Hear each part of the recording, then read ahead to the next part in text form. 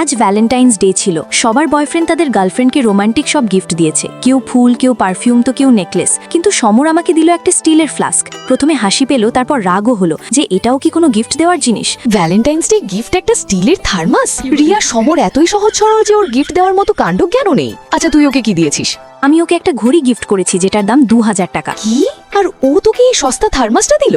তোকে ওকে বুঝিয়ে দিতে হবে যে তুই কোনো ছোট বাচ্চা নস যাকে এই সস্তা থার্মাস গিফট করা যায়। রিয়া, ভ্যালেন্টাইন্স ডে তে বয়ফ্রেন্ডরা রোমান্টিক আর দামি গিফট দেয়, এই বাচ্চাদের থার্মাস নয়।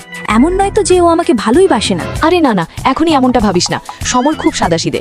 এমনও হতে পারে ওর গিফট বাছাই করার ক্ষমতা নেই। তাই কোনো সিদ্ধান্ত নেওয়ার আগে তোর উচিত ওকে নিজের মতো করে একবার বোঝানো। হয়তো ও বুঝতে পারবে। হ্যাঁ, হয়তো এটাই ঠিক হবে। আমি সমরের সাথে থাকার সময় ওকে বোঝানোর চেষ্টা করলাম, সমর, এই দেখো আমার বেস্ট ফ্রেন্ডের বয়ফ্রেন্ড ওকে একটা ড্রেস গিফট করেছে, সুন্দর না?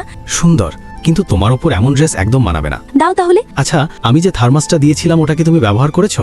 আমার মনে হয় ওটা তোমার সবসময় সাথে রাখা উচিত। ও কি সত্যি এই কথা বলেছে? আমার মনে হয় ও তোর একদমই পরোয়া করে না। এখন আমার কি করা উচিত? কি আর করবি, ব্রেকআপ কর। চল আমার সাথে, এই থার্মাসটা ওর মুখে ছুড়ে দিয়ে আসি। ধরো তোমার থার্মাস। তোমার কি মনে হয় এই 2 পয়সার থার্মাস দিয়ে তুমি রিয়ার ভালোবাসা পাবে? রিয়া, টিনা এসব কি বলছে? রিয়া, তুমি কি এটা খুলে দেখোনি? এই থার্মোস্ট্যাটে এমন কি আছে যে এটাকে খুলে দেখতে হবে? সমর বলা মাত্রই আমি ওর হাত থেকে থার্মাসটা নিয়ে খুলতে শুরু করলাম। খোলার পর আমি চমকে গেলাম। ভেতরে থাইল্যান্ডের 2টো ফ্লাইটের টিকিট আর একটা খামে 1 তারা নোট ছিল। সমর, এসব কি? রিয়া, তোমার থাইল্যান্ড যাবার খুব শখ ছিল না? তাই আমি 2টো টিকিট কেটে ফেলেছি যাতে এই ভ্যালেন্টাইন্স ডেতে আমি তোমাকে থাইল্যান্ড ঘুরিয়ে আনতে পারি। আর খামে কিছু টাকা আছে যাতে যাওয়ার আগে তুমি নিজের জন্য শপিং করতে পারো।